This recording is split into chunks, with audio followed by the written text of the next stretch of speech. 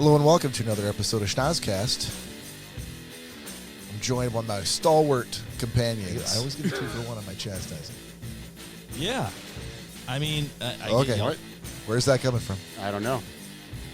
Not me. That must have been Todd. Oh, Todd Dillon.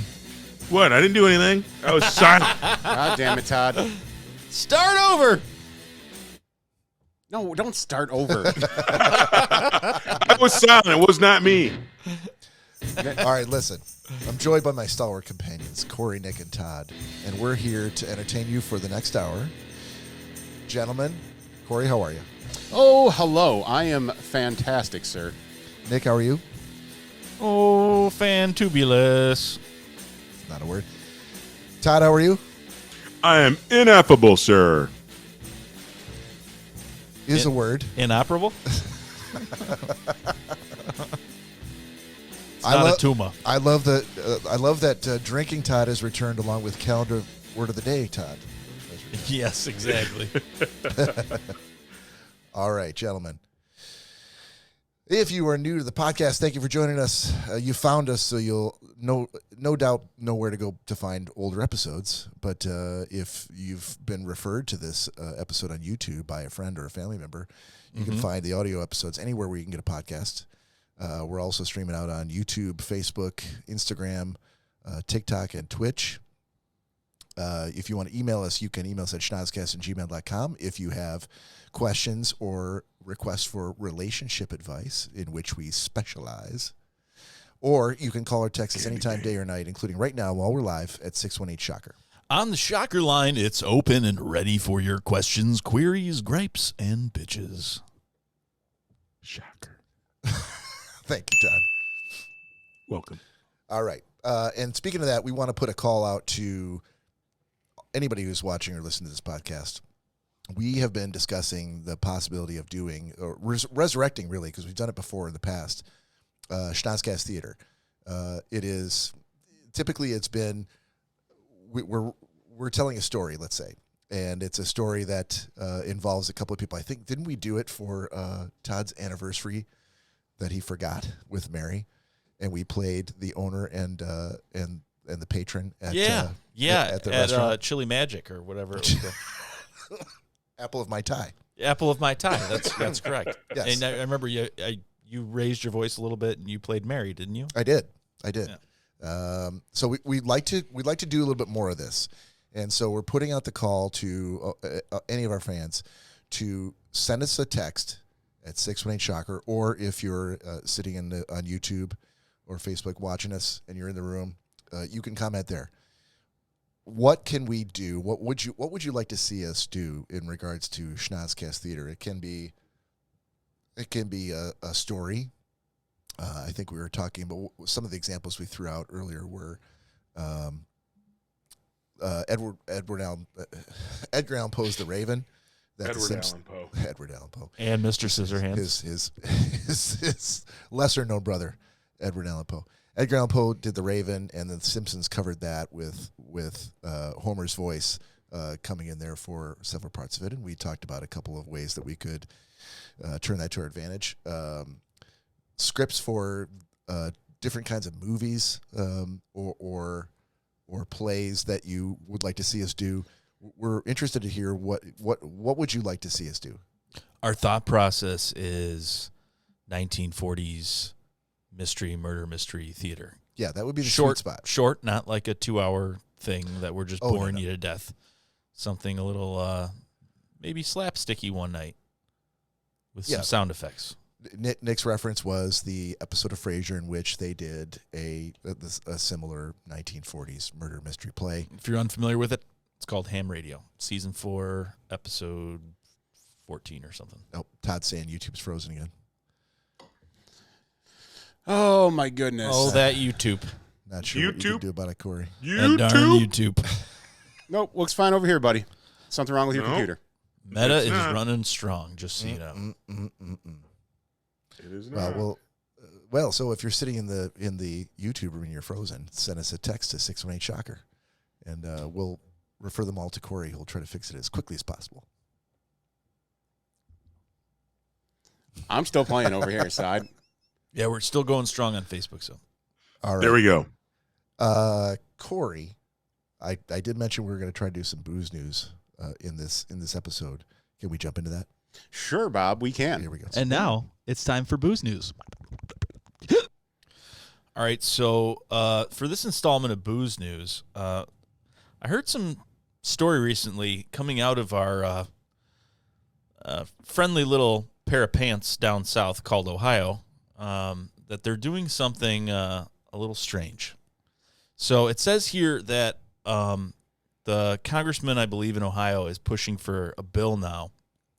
And under this bill's current language, in Ohio schools, if a student reaches 90% attendance, because apparently attendance is a huge problem in Ohio, which I don't understand. If you were at home in Ohio, you'd probably be going out of your fucking mind because it's Ohio. I mean, even if you look at it from space, it's a square. So there's nothing in Ohio. We all know that.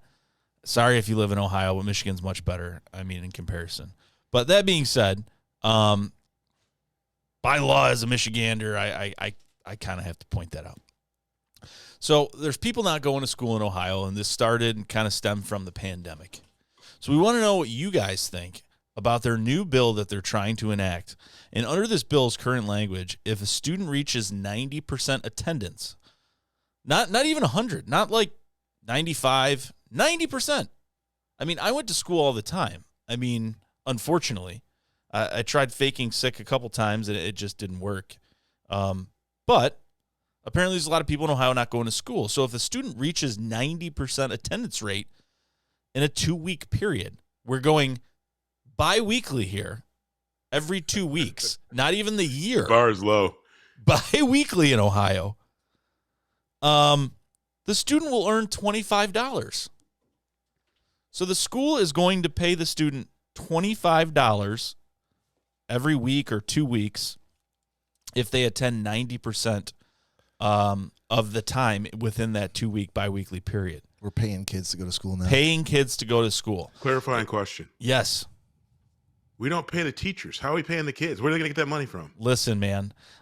So if I was a betting man and I don't know everything, I haven't deep dived in, or dove, or however you want to say it, into this bill. Deep divin into this bill.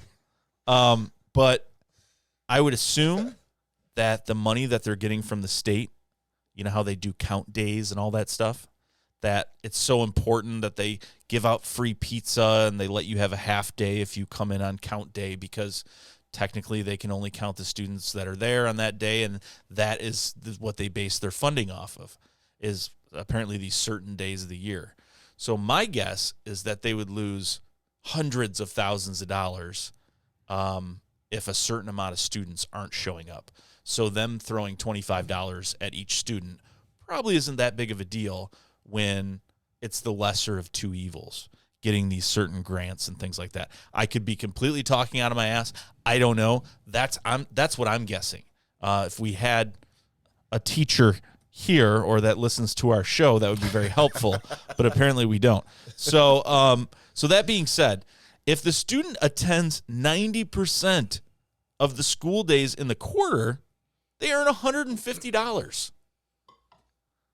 If their overall attendance is 90% for the year, each student receives $500.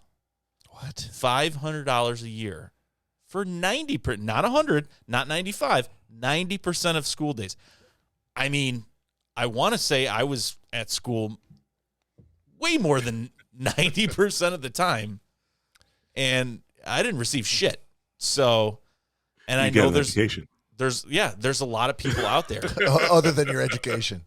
I didn't get shit. But I mean, are we at the point now as a society that we're having to use?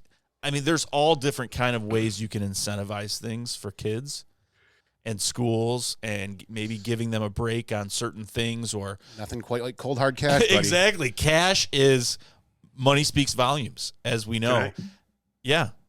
So my take on it is this: on its face, it sounds silly to me, but when I take a step back from it, we've come to a point though now where again parents aren't making sure that their kids are in school. We would never have been incented to do that because our parents would have choked us out if we had less than 90% go to school rate if there wasn't something wrong with us. Like literally cutting school on the regular when I was a kid wasn't anything that anybody that I knew could do and actually live on the planet Earth anymore. No, you get your ass because their beat. parents would exactly. And so, given that again, parenting has changed, and again, I think we haven't recovered from the pandemic, and so people are just not paying attention. And I think I gotta applaud them for trying something. I don't know that my guess is, especially since they probably won't pay it out till the end of the year if they're smart. And I don't think people have the stomach to actually take it. So most of the kids will probably fall in at that 80% rate if they're going to cut class. Anyway, the kids that normally show up 90% of the time will continue to do so. Well, I mean, they're talking biweekly, quarterly, and yearly. So I would assume that is incentivizing short-term payments as well. I don't know, but why would you bring those timelines into the conversation? If it gets kids in school, well, because again, it's just the pay factor, right? If you had so many weeks so many of those 2-week intervals that you made it, but you didn't quite make the end of the year, you'd still want your whatever that added up to. But again, I don't know the law. Again, on its face, this is something that is special made for the times we live in now, because it just feels like this never would have been needed to be said when we were children. But no.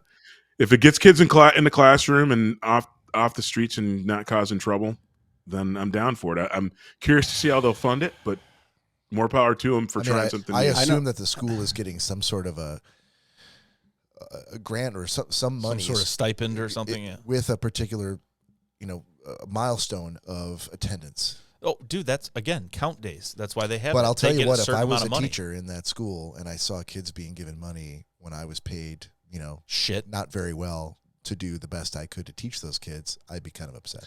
But so and I know how they're going to fund it. So we're hold on. We're going to come back to that in 1 second. These have been sitting here for a minute. We're going to come back to this, but can we do this shot real quick? Yep. Okay. Yep. Because we'll just keep going. All right, out there in the room. Well, some of us will. Listen to the show. Please join us. Pour yourself a beverage, a cold, frosty beverage. A beverage. Or something on the rocks. Either way. Cheers. Or Cheers. shot. Salute, gentlemen. Todd Dillon. Back on the wagon. Drinking back again. on the wagon. We love it. What are you drinking tonight, No. He's off the wagon. Sorry, is it off the wagon? Off the wagon. Shit, He's scratch off the wagon. Reverse I'm it. off the wagon. What are you drinking? I'm having I'm going to do a Crown Apple shot, and I'm drinking a little 10-barrel brewing Cloud Mentality IPA, hazy IPA beer. Whew. Fabulous, folks. Good luck with all that. I already shut down. Go. Okay. Cheers. Cheers. Okay, Cory, I'm sorry. Go ahead. Oh, no. Dude, that's just coming out of tax out. That's going to be a tax issue. Well, because think about this. Let's say we'll put it into just very, very small terms. If I were to say, Cory, if you have, you're supposed to have 10 people show up here today. If you get 9 of those 10 people to show up, I'm going to give you $1,000. And lately we've been getting 4 people to show up. So now you're like, okay, well, I'm either not going to get that $1,000 or I'm going to give $250 of that $1,000 to you guys and split it up and say, hey, if you show up at my house, then I'm going to split $250 between all you guys. There's probably a better chance that those people are now going to show up because they think they're going to get $50 a piece or whatever. Math took a huge hit on this one, but I'm going to take your word for it because I'm just sitting here trying to pick apart your grammar. Everyone's looking. Everyone's like, yeah. But so I think that's the incentive. Like, it's either get nothing or get 75% of what you would get by giving some of the money to the students. Yeah, I mean, either way, I think it's insanely wrong. It's ridiculous. I couldn't agree more. So it says here up at the top. So I did hear the I think he's a senator, I think he might be, or a congressman in Ohio.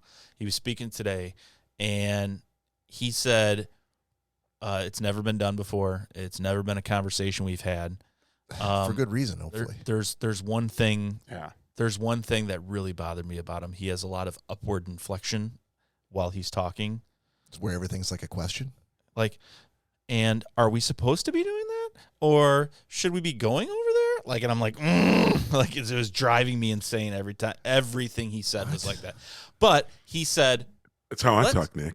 No, you don't. Son of a bitch. He said, son of a bitch. He said, and I quote, maybe we should be worrying less about which bathroom students are trying to go into and more on bringing the students to school. Okay. You know, so I'm like, okay. Well, that being said, hello, Alika. How are you? Hey. What's up? Hey, this seems like a really good time to take a break in this story, very briefly, to talk about Chico Stick, which was delivered to Nick and I by young Cory today. So thank you, sir, for contributing to my overall need to go to the dentist. You're welcome. It's actually kind of funny because the little miniature Chico Sticks that I got you guys, those I got from a candy store by our house. Because the first time I went and looked for the Chico Sticks, I stopped at the Shell right down on Van Born, and they didn't have any. So that was the week that I wanted to bring them. I got the smaller ones for you guys next week. Of course. So they're now dead to me. I will never go to the Shell. I went back today, and there's a whole box of fucking Chico Sticks sitting on the counter. They should be dead to you. I'm like, these motherfuckers. Don't give them $1. They heard me in there looking for those Chico Sticks last time, and now they finally got them. Right. Is it Chico or Chico? Chico. Chico. I think it's Chico. It is Chick. not. Chico. It is Chick. Chico. Oh, Chico Stick. Chick CHICK. Not CHICO. Chico.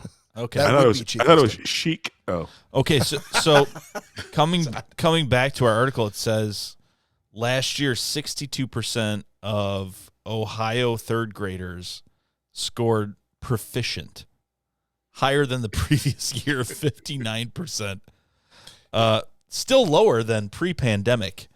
It says, additionally, this bill would give $250 to students who graduate from a qualifying high school with extra incentives for students with good grades, which I do agree with that. If you're going to incentivize monetarily, then yeah, the students with better grades should be getting more money, I feel. Why?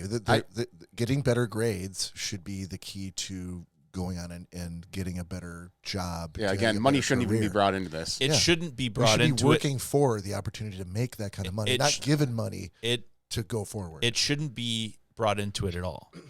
But if it's something that they pass somehow, whether you're on board with it or not, I think there are students that are going to be like, I'm busting my ass and you're getting the same amount of money and you're fucking failing out of all your... It's not going to happen. That'll never pass. So my only take again is while it seems strange and my gut says if I was as old as Bob, it'd be like I want to say no. But the modern man in me says this. If kids aren't achieving in the classroom or showing up to the classroom, then let's bring all the new ideas to get them in the classroom. And in fact, what I would love, rather than just giving them the money, how about you actually show them how to invest it, show them how credit works. I'd say they should probably make that bill and firm it up a little bit and make something. I mean, if paying them is what it takes, and again, if the schools are in places where kids can't afford breakfast or food in their homes, then again, if paying them to get to school rather than hustling and selling drugs, again, as much as it seems it's counter to what I would think, try everything you can to educate these kids, keep them off the streets, and teach them about what life is really like and set them up for success. And if that means paying them, do it. I may be talking out of school because this was Lori's wheelhouse. It's her sort of bell to ring, but she did do so many school puns session with the kids where they taught them exactly that. Like they went and it was in conjunction with a bank, and they did a day of actually doing mock finances. Oh, like I remember that. That was really interesting. She was telling me the story about it, and I was just blown away by how much the kids really appreciated it, because they had no idea what their parents went through to make ends meet. It was almost like a real life Jones in the Fast Lane, kind of like we give you monopoly money and you have to buy these certain things like groceries and everything else, and you have to be able to budget your money. Yeah, there's only so much money, and you have to determine what you're going to spend it on. And yeah, the kids had nothing but like across the board, nothing but great feedback on how much they learn. I'm like, I never really thought about it before as being it needed to be like sort of a mandatory curriculum item, but I believe it now. Yeah, that needs to be. We need to substitute, parallelograms and things like that with something like what you're talking about, what Lori's talking about, because I'm sorry, geometry does not come into my everyday life. Like, if that's a field that you want to go into, that's great. Make it field specific. But for general studies and things like that, I mean, practical use things, I think, are more important. I think like it's I think you're missing Go ahead, Todd. Sorry about that. Yeah, I'm super passionate about this. I think I kind of agree with you, Nick. But here's the problem: if depending upon what schools you go to, like you're right.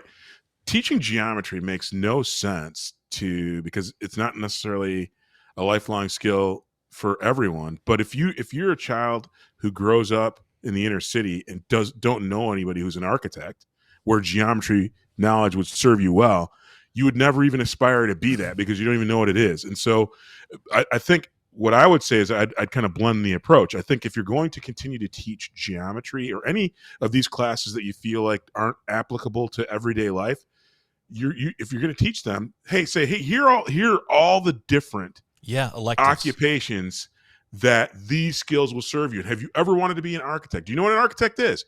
What about even in computer science, knowing geometry is important if the software that you develop actually does CAD or can't. So again, there's real application to every single subject that we ever study. Why is it that and think about lawyers, they go to school and just study history. Yeah. So, in undergrad, before they go to law school, they're all most of them are history majors. Right. That again, so all those classes, they do have tangible things. The problem that people forget is, and this is where the education system falls down, most people don't know what careers those apply to. And here's a scarier bit. Most people that don't get into computer science or technology are scared away because they're not good at math. And while math is important, there are hundreds of thousands of different jobs in technology that can be had where your math skills don't have to be top 1%. And so I think education needs to change. Living proof of that, sir. Well, and I suck at math. Obviously, a lot of tech jobs that you don't need to know a lot about computers. Also, we know that for a fact. So, not every computer is the same computer, brother. I know. No, but I do think there needs to be more along the lines of getting the parents and the students involved in selecting whether it maybe isn't something that you would write down on a piece of paper and pick, like, this is what I want. But there's something to be said about having a choice and feeling like you're slightly in control of curriculum. What the fuck? How do I say it? I want you to keep going. Just grab the jar. I'm not. Curriculum. Curriculum. No, keep going. Curriculum. Throw $5 in there. Keep going. I will, for sure. I don't understand why I can't say that right now. I don't know, but keep going. Yeah, why'd you keep on insisting? Once you realized you were saying it wrong, why'd you keep going? Say it again. I'm going to throw curriculum. Jesus. I'm going to throw one more monkey wrench too. If both of your parents are coal miners in West Virginia, and that's what their parents did, and that's all you know, I'm just saying. But again, think about that. Even the parents, what other things can they say to their kids? You can be. I mean, the old adage used to be, you could be a doctor or a lawyer. Right? But nobody knows the 8 billion jobs there are in technology. Because if your parents didn't do those things, ultimately that is really the rub here. I think that parenting has changed quite a bit since I was a child, and what people know is available to them has never been a thing that's really been highly publicized. If I hadn't gone to the school I'd gone to, I wouldn't even know what a chemistry career looks like. I was just not raised that way. My parents made sure that I understood, the breadth of things that could be available to me should I express interest in those things. my parents weren't coal miners, but they were definitely they stuck in their lane, right? My dad was a teacher, my mom was a nurse. It's not like I only knew about education and nursing. How did I not But know that? actually, Bob, you're proving my point. But guess what? Your dad encountered people. Mm-hmm. I'm sorry, I didn't mean to cut you off. Your dad encountered people from all manner of other professions, and therefore he had that ancillary knowledge. The narrower, and your mom is a nurse. There's people who came to the hospital from every walk of life. If your profession is so narrow that you don't see that swath of life, so coal miners know diner attendants and truck drivers, maybe. Again, it's a narrower swath of what they have experience, or even what's available to the kids. And so I think I maintained. Sorry, Todd. I maintained that they were curious about those things, and they wanted to make sure that they did their job as parents. Yep, and I agree. If your parents are coal miners, apologies to all people out there whose parents are coal miners, but why do you have to apologize? They should have, because I'm about to say. Okay, I'm about to shit on them. Yeah, not shit on them, but they should look outside what they do and make sure their kids understand that there is a whole big wide world out there. And glory, hallelujah. And where do your skills lie? That's what should happen. I would agree with you, Todd, that parenting has changed quite a bit since I was a kid, and it's changed quite a bit since I was a parent of young children. But you've got to take a responsibility for parenting your kids. So what I think is to kind of come back to the Ohio thing is incentivize with a couple different ways. One, things like that what we were just talking about. You need to involve the student and the parents and say, like, hey, is geometry something you want to do, or is X, Y, and Z something you would rather do, and make it a part of the general studies to where it still counts the same. It's not like something ridiculous like miming. Some class that doesn't matter. That's just some elective. Hold on a minute. Are you shitting on mimes? Yes. No shit. I was getting ready to pounce all over that. Because come on, man. Yeah, dude. Listen, I took one of my electives was public speaking, and I feel outside of curriculum, outside of that, Lord. Another 5. Good outside Lord. that was intentional. Doesn't matter. Curriculum. There's another 5. Yeah, That's what I'm saying. Curriculum. That's another 5. Hit the Good button. Lord. I hope you got paid this weekend. Dude, it's intentional this time. All right. So that one in the middle wasn't intentional. But. They're all intentional. So outside of that, it's it really helped me. It was nerve-wracking as shit, but it kind of gave you like that gusto to be able to stand up in front of people. And I feel like that works in a lot of different jobs. There's going to be a lot of scenarios where you have to speak in front of other people. Mapping out a hexagon and knowing all its points and all that doesn't do anything for me. I would argue. Here's where I'm going to argue with you there. Yes, I agree with your point, but I would say that applies to everything. Let's take geometry. I didn't do very well in geometry, but I at least got the opportunity to take geometry, understand that I was bad at geometry, understand I didn't like geometry because I was bad at it, and then from there I moved on to never take math again. But those types of classes should be available just like public speaking, just like geometry, just like intro to networking or computers 101, just like the forensics team should be available so that kids can learn where their aptitudes are. Yeah, because they don't know what they're good at it. And I guarantee you, for every class that went through high school, for all 4 years of high school, there was one kid who didn't realize how much they enjoyed geometry and how good they were at it. How their brain was just designed to pick it up. Sure, but you can have quarters, introductory, quarters of the whatever it may be, and there are people out there that would argue the fact that it's critical thinking. and it's not about geometry. It's about solving problems and Exactly. allowing your brain to grow. And it has absolutely nothing to do with the actual math or the application of it. It has to do with building and learning, and that's why they pick these things. But not everyone is cut out for that, you know? And so I think at a certain level, it should be optional. You know, it should be, hey, I went through a quarter of this. I'm really bad at it. As parents, I know, you know, we've talked to my kids. This is not something they're interested in. This is not something I'm interested in.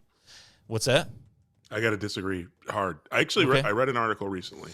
I was reading a book recently. Here's the thing. There's a common misnomer that Asians are better at math and science than That's so other racist. people. It's not my thing, but that's a common thing that people think. But really, the genesis of that has not, and our brains aren't any different than them. But the bigger thing is this: one of the most difficult things to grow from an agricultural perspective is rice. It is very, very difficult to grow. It is very, very difficult to be very good at doing it well in the long run. And one of the things that the book I was reading was saying is the Chinese know that if they continue to, even if it's hard and they can't figure it out, if they continue to apply effort to getting better at it, they will be able to eventually solve it. And so they realize that it may take them years longer than the original intention, but that's why they approach everything in that way. And so that's where we get most of our rice is from Asia. And so Asian peoples really their work, it's kind of, again, it's very much a cultural thing. People who know that if they continue to work at something, even if they don't like it day one, even if it's hard, they don't find success, if they continue to work at it a little bit every day, they will get better. So no matter how bad you are at geometry, if you work at it and you truly do your best, that doesn't mean going from D's to A's. It just means every day working with somebody who will help you get better and better at it. You'll get better at it. We in this country, we're so spoiled. We want to be famous overnight. We want our podcast to go from the 6 people listening to it now to 6,000 in a month. But it requires us to do more work, to engage more people. And I think that's the biggest thing. This conversation is like, you're hitting my soul on this, because I think what we teach our kids is so important, because at the end of the day, they see what they see. I'll take the other side of this. If your parents are both drug dealers, You're taking both that's sides. the thing you're going to.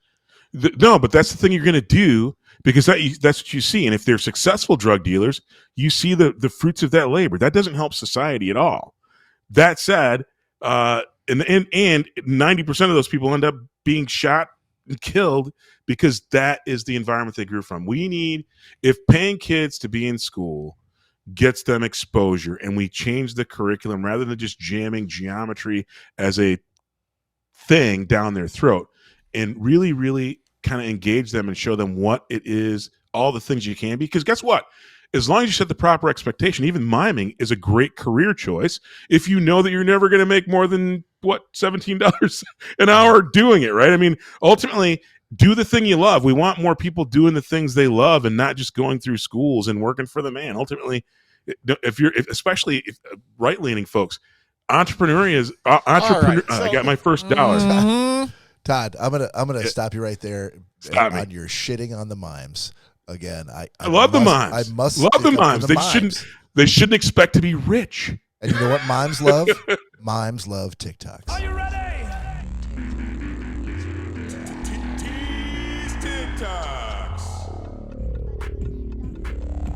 Are you ready? Are you ready? I'm confident in saying that we're the only podcast on the internet anywhere that goes from deep discussions about educational TikToks. malfunction and the plight of mimes everywhere right into TikToks. All right. Cory Selesky. Yes, sir. Yeah, give us a lesson here in what we need to be looking at TikToks today, because I got to be honest with you. I'm not the biggest TikToker. TikTok is one of the apps that probably it comes in a dead last to Facebook, Instagram, Threads on my phone. But I enjoy every week you showing me all the TikToks that I'm missing. So I will say one of them that I have. I'm for sorry you guys today, if I meant to create like an impossible bar for you to clear. Yeah, I appreciate that. No worries. I'm not gonna lie. One is not a TikTok. It's a YouTube clip. Okay. Oh, brother. But that YouTube clip does revert back to some conversations we've had in past episodes about the naked room. Okay. So that being said, let me get Stop this. teasing me. Let me get this. Double. Oh boy. Yeah, you better be ready for this one, buddy. That's all right. So I'm gonna play that one second.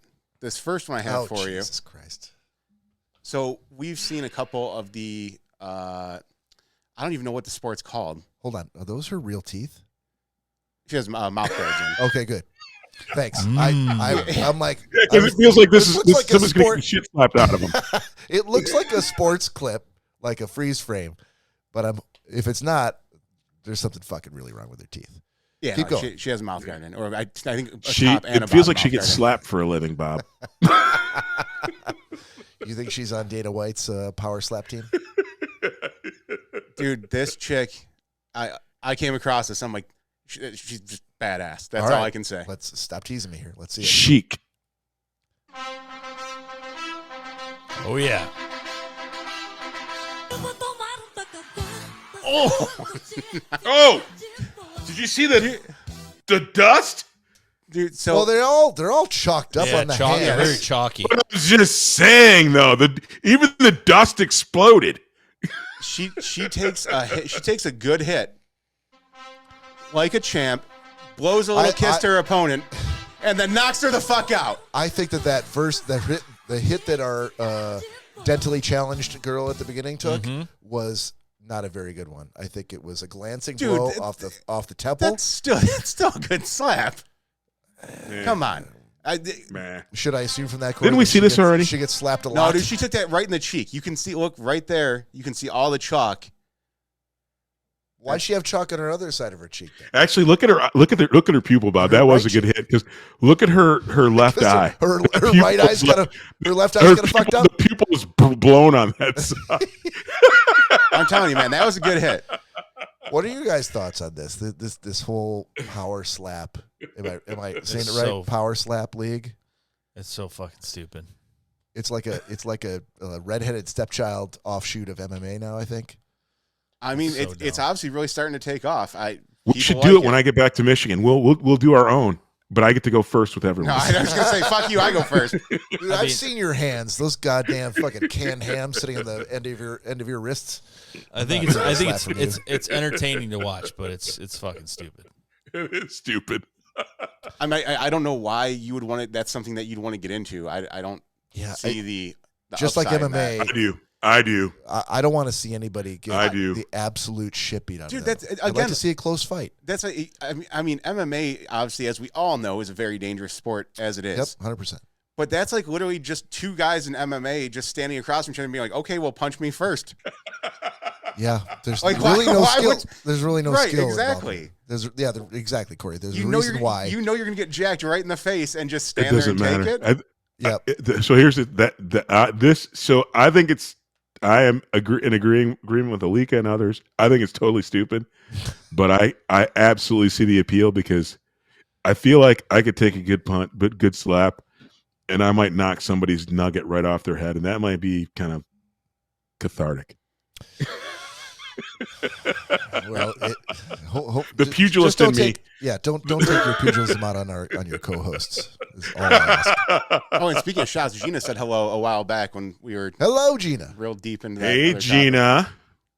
I don't know if she What's might up? have just left since we weren't acknowledging her. It might have. I hope not, but hopefully she'll come back. All right, Good so day. this one is from Your Mom's House with Tom Segura and Christina P. It was one of the more recent episodes I listened to the other day, and like I said, this directly relates to the idea of the naked room. And Todd, I can tell you what, buddy, you're going to love this. There we go.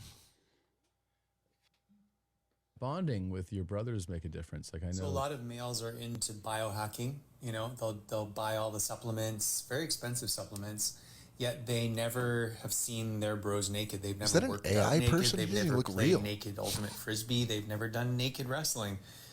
And That's there's not a real reason person. why testosterone and sperm counts are at an all-time low. It's because men are not getting that vitamin that Robert Bly, who wrote Way of Iron John, said is an invisible food that gets transfused between men through the ethers when they get naked and do, for example, ball cupping or ball tapping rituals where you tap your bestest bro's balls. You can stop this and look at at his any beautiful time, mushroom head and send good energy into it. First of all, he's not a real person, that guy. There's no way he's a real person. Tapping that beautiful mushroom head? What the fuck? Was this meant to get us on board with your naked room idea? I feel like you pushed us further I feel like in it's the done the complete direction opposite. that we were already in.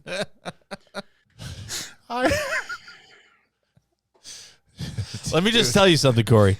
Let me explain something. Todd, I think the non-membership fees have gone up, buddy. Let me just explain something. If you start coming anywhere near my beautiful mushroom head, we're gonna have some problems. Coming, he said.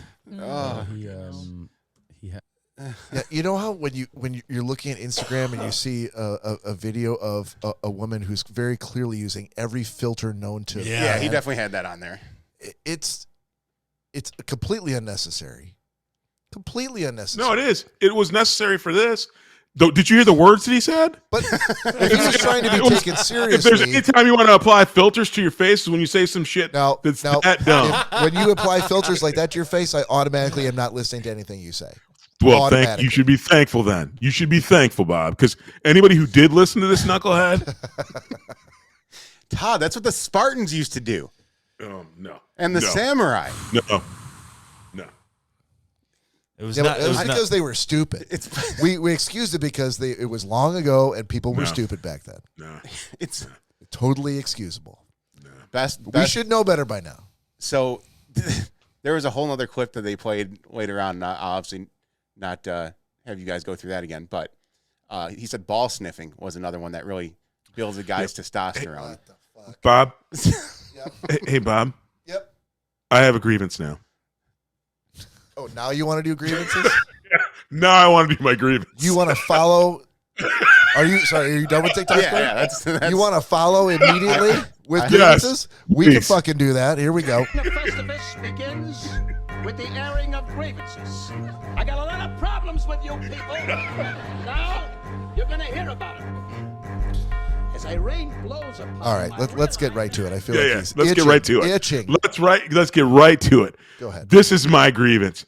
Corey in his naked room makes no freaking sense to me at all. I'm a man. Men like to be naked. They like to let things hang out, but not with other men generally. Mm-hmm. Men don't relish the thought of being in the locker room with their teammates. They don't. That's not. Oh, I can't wait till the game's over so I can get back in the locker room and look at Joe's. Never played a professional sports, sir. Oh my God, Corey! Those I guys played love it. sports. I played higher level sports than you've ever sniffed, and you can sniff my balls if you would like to. Here's the thing that I gotta say though. I love drinking Todd. I'm so glad he's back. I'm going to say this once and for all. Sober Todd would never say any of these things. Homophobic thought or bone in this whole thing with me. My take is your naked room, if it's your own private space that your wife lets you freaking have dirty with your own butt juice and whatever that you have going on there, I think more power to you. But don't invite other people to see your filthiness and your moles and shit that nobody wants to see. My grievance is that this whole naked room thing is just absolutely foolishly insane.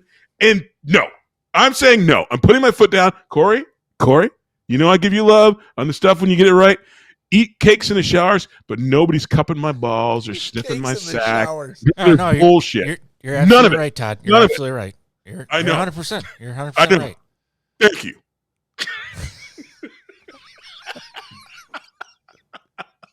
Again, Todd, that's why we have a non-membership fee. You're more than welcome to join that non-membership, sir. Got to get him while he's away from the mic. Those little feet were shuffling to that table. Oh, man. All right, everybody, we got another shot here. I feel like we need it. This has been a roller coaster of a fucking episode, and and for people that are unaware, sure, Cory brought up a couple weeks back that he wants to start a naked room with a complete stranger that he doesn't even have the person's phone number. Go back and listen to the episode. Terry Bradshaw in the naked room. Listen, I'm pretty much laying it out for you, but go ahead and listen to the episode. Or the one last week, right after that. Cory, this is the third episode in a row we've talked about it. Cory met a couple that he doesn't know, so much to the effect that he's let them listen to the podcast, but doesn't have the person's phone number, and wants to interact with naked bonding with this person. And apparently in the world of Cory, that's a completely normal thing, and we're the outsiders on this.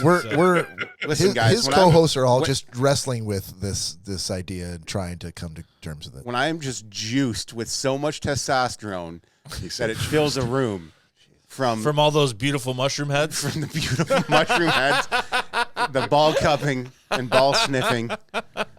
And the odd thing is you keep wanting to stick cigars in your mouth, too.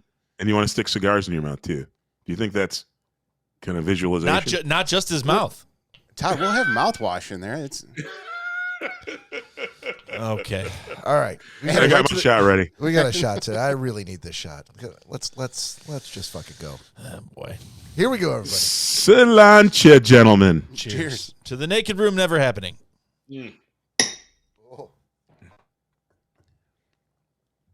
Yes, we are your local drinking podcast, ladies and gentlemen. If you're with us and you're not drinking, and you're not totally against it, then maybe you should go grab something. Just pause us. What the fuck's wrong with you? And come Drink back a good NA. and do a shot with us, because it's like we're with you. I mean, it's like we're your friends. Exactly. But Heineken 00 is really good. Give it a go. All right, fellas, I wanted to give you just a glimpse into my weekend this last ball weekend. cup. So it was our Lori and I, it was our 4-year anniversary. Your 40-year Happy anniversary. anniversary. Wow. 4-year anniversary. Happy anniversary. Happy 4-year Happy anniversary, Lori. Happy 4-year date-iversary. Date-iversary, I believe is what she called it as well. I'm like, that's not a word. Jesus Christ. Put a ring on it. One in the same, buddy. One in the same. So we went out that night. I took her out I picked her up, got Cecilia babysat for Griffin. Oh my God! Griffin's like 37 years old. Why is 12? I thought you said you got Cecilia babysat. I'm like, Jesus, she's in her 20s. What are you talking? Cecilia Griffin was in his 20s. For Griffin. Okay. The two of them hung out. And who is Griffin for the people that Griffin don't? is Lori's 12-year-old son. Okay. So I took Lori out. We went to 12 or Royal Oak, 22. went to Tom's Oyster Bar, so she didn't have to cook. Boy. Good drinks, good food. Oysters. Bob was planning ahead. Wow. Exactly. From there, aphrodisiacs. From there, we went. I had tickets that I bought to go see a podcast show. It was a podcast musical show in Ferndale called the Open Book Podcast. You son of a bitch. Hey, okay. Wait a minute. Why didn't you go see 50 Shades of Grey, brother? Oysters? You wasted the oysters. I feel like you're our wife, and you just told us that you slept with another man right now. You just said you served oysters and then went to see a podcast show? Another person's podcast? I hang on though. I'm interested in. Sure. So wait. So explain again what the podcast show was. So these two people, a guy and a girl, have a podcast, and they break out into song. It's an improv podcast, so they take cues from the audience and then they make up the show. Okay, so it's a podcast musical, like a Whose Line Is It Anyways? Yes. They have a third guy sitting on keyboards who, like, whenever they break out into a song based on the topic that they're improvising from the audience. You paid for this? Yeah. Okay. After oysters. Yep. Planned. You're not very smart. I thought this would be right down her alley, and she would really enjoy the show. Oh, goodness. So we go to the show. We get to the Magic Bag, name of the theater. Thank you. Yeah, boy. I thought I should say that. Didn't know if we were back at the house or where we were. So we by go the way, if you call it that, that's disgusting. What's that? his magic bag. Yeah, magic bag? if you ever say that in any sort of Lori way, that she would capitalize First on. of all, you know that before I ever did, she definitely would. I don't know that's what why I'm you're saying. talking to me. That's what I'm saying. Talk to her. If you suddenly take on some of the qualities of her, like saying No, very I don't need to do inappropriate that. things. Don't need to do that. Okay, There good. doesn't need to be two of us. Okay, thank you. It's fine. So we go in. It's all general admission. So we let dinner go as long as it wanted. I didn't want to cut it short. So looking for tables, I'm like, here's a table, a decent view, but it's at a table with like 7 other people, and there are 2 open seats. So I'm like, let's jump on that. Get those seats. Got a good view of the stage. I go to get drinks. I buy her a shirt because she's never been to the Magic Bag before. Yeah, she has. And it's got a picture of the cat in the back, and she's a big cat person, so like she's gonna love this shirt. Drinks, go down and sit at the table, and there's a whole bunch of younger people at the table with us. And because it's our anniversary, I've worn a decent outfit, khakis, a sweater. It's funny that's the part that got Todd laughing. Was what I was wearing. Todd, I wore was my waiting. khakis and Todd, I left you a comedic pause after he said there was a bunch of younger people at the table, like in their late 40s. Like I had a couple going through my mind too. But I'm like, I didn't seize on that. These are like late 20s, didn't seize early on 30s that. people at the table. Like clearly, I'm the oldest person at this table. Well, there was a And on this 45-year-old podcast. at the table. Lori will maintain that there was another person at the table that was the same age as me or older, but he was wearing a hat. And There's I'm like, no way. I feel like I was older than that guy. yeah, there's no way. No. So we're chatting it up before the show starts. They haven't taken the stage yet, and one of the guys across from me, younger kid, is wearing a T-shirt, and I'm like, I'm fucking jealous of your T-shirt, dude. I'm seeing her sweating in my ass off in the sweater. That's a smart move. So we just start chit-chatting back and forth, and all these people are really, really cool. She's like, oh, it's our anniversary, and they're really, really cool about it. How long have you been married? Exactly. She was very upfront with it. It was a date anniversary, which again is not a word. Gina, hang on real quick. Gina said, if that wasn't more of a white man comment about his khakis, I don't know what is. That's fair. I am overwhelmingly white. I was in a nice. In this area. Clarifying question. Yes, sir. Were those khakis Dockers? No. Please say. No. Were they pleated cotton Dockers? No. So, I forgot to mention that in the line to get into the Magic Bag, Lori had put on, she calls it a pashmina, and it's a wrap that goes like over the top of your head. I know what that around is. Your neck. I bought one when I was in India. Did you really? I did. I didn't know men wore those. Okay. Is it? No, I didn't say I bought it for me, but I bought one when I was in India. You made it sound like okay. it's a hijab. Nope. I Nope. said that. I said Not- pashmina. more of a scarf. So it's a scarf that goes like over the top of the head. Like Jackie Onassis? Sort of. I told her that she looked like a homeless lady who was about to make a big pot of pickle soup. And your you know how khakis. Bob loves homeless people. Well, In there your goes all khakis, our homeless exactly. listeners. That would have went real well. Yeah, and shockingly, I did not throw a bag of donuts at her or yell at her to get the hell Bob out of immediately looked around to for go a fuck bag herself. of donuts. Where the fuck are donuts right now? So the show starts, the lights come down, we're all having a good time, ordering drinks, yucking it up. One of the guys at our table was actually like right at the beginning of the show, because it's an improv podcast. They're like, hey, so we're looking for a couple of topics here. Anybody? This one guy shouted out a topic, and that's one that they use for the rest of the show. So I'm like, fist bump, man, well done. And yucking it up, feeling like, and she's laughing. We're having a really good time. And she took a couple of pictures right before the lights went down. As ladies want to, let's take a selfie, date anniversary. I clearly did not cooperate with the pictures and started making some stupid fucking faces, and which caused us to have to take 3 or 4 of them. No, not you. And so I'm like, please text those to me. Never. So she's texting the picture. So I take my phone and I put it down on the table because I'm waiting for the text to come through. And I just left it there, and the lights came down. The show starts. So while we're watching the show, they're moving from different topic to topic, talking about the ghost of Richard Nixon, who was brought down by an 11-year-old with international secrets, and there were some bean burritos involved. Everybody was having a great time. In the middle, I don't think you had to say that. I did. That's pretty clear. In the middle of the show, while everybody's laughing, my phone goes off, which is face up on the table, and I'm thinking it's the pictures that I asked Lori to text to me. It's not. It's a call that I got at 9 p.m. on a weekday from Cologuard on my phone. And the phone lights up on the table, and everyone looks at the phone because I've placed it face up on the table, and it's clearly an incoming call from Cologuard. We haven't received your sample. Yes. Yes. They're interested in my colorectal sample, and why haven't I done it yet? All right. And at that point, the rest of the night was just okay for me. So hold on. So up until that point, that was you thought you were young, and then yes, you were like, I was having a great time. I'm like, we're fitting in, feeling younger than ever, having a great time together. Oh man, AARP, why did you have to come to the table? Yeah. You know, that reminds me of that story. Reminds me of What's that?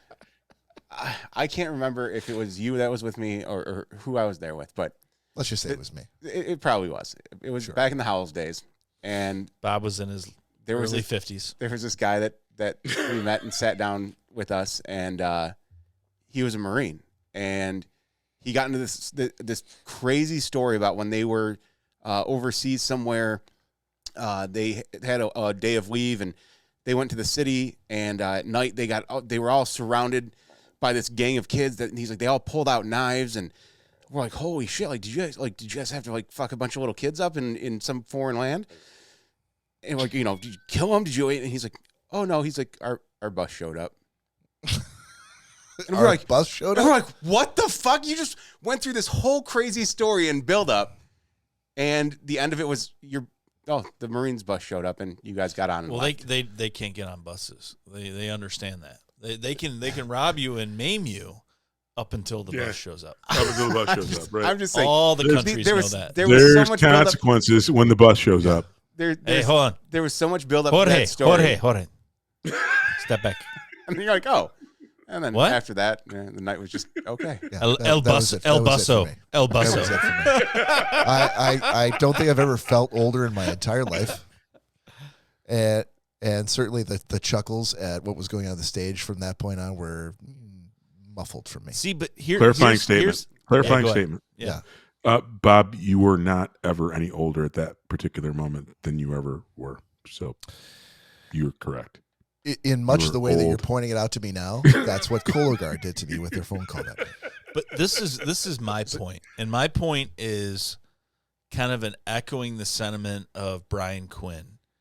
And it's let's all just embrace age. Let's age gracefully. Let's do it. Let's not hide it. Let's not pretend anything. I mean, you have the youngest mind and you have a young face. No. Hold on. I would disagree with that. No. You do. Exactly. You do. And I will struggle to remember this story. Play the wieners. There are not many people in their early 60s that would love doing a podcast like you do with us all the with time. A bunch of young guys. Bravo! And drink all the time with people like us. No, but in all honesty, you son of a bitch. You are the patriarch of that table. I would, instead of hiding it, I would be like, I should have stood up and just yelled, Cologuard called me, bitches. No, be like, fuck yeah. Are you going to make it to fucking my age? Exactly. Neglect your colorectal health. Colorectal health insurance while you're young, motherfuckers. Yeah. Are you going to make it to this crazy ass age that I made it to? Because you know what? Because in all honesty, there are people that do not. There are a lot of people that don't. Oh, word. Bringing us down at the end. And if they only took after Bob a little bit more. Yeah. I know. Instead of hiding they it, get their colon screened. Be like, hey. Oh, well, hold on. Are you positing that I knew I was going to get that call? Answer my Cologuard fucking call. You little shit. Hey, so question. They knew you were eating oysters too. So what did Cologuard say? He didn't know. He was too embarrassed. I almost broke my finger trying to decline the call. Why is there a crack in your screen on your phone? Cologuard called me. Exactly. Bob found a hammer under the table quite quick. Yeah, I did. No one even knew there was a hammer there. The cool thing though is that like Bob, he has these like he has a lot of these moments where he is it could be his mind is his mind is so young. His mind is so young. Deteriorating rapidly. But he is 25 as far as anyone else is concerned. In his mind, in my mind, I don't ever look at Bob and think he's older than me. I feel like we're all equals on this show. I think like you just called me 60. No, I know. But then how come I always get screwed if we're all equals? It's just a I get 90 seconds of sports, motherfucker. That's because I feels hate like sports. but in all honesty, like I don't know. I forgot what I was going to say. That seems like a great place to end it. You interrupted me. I'm sorry. And that's the episode for the week. Thanks out to everybody who tuned in. Please follow us here, and we'll see you next week for Schnozzcast. On behalf of Cory, Nick, and Todd, this is Bob saying peace out.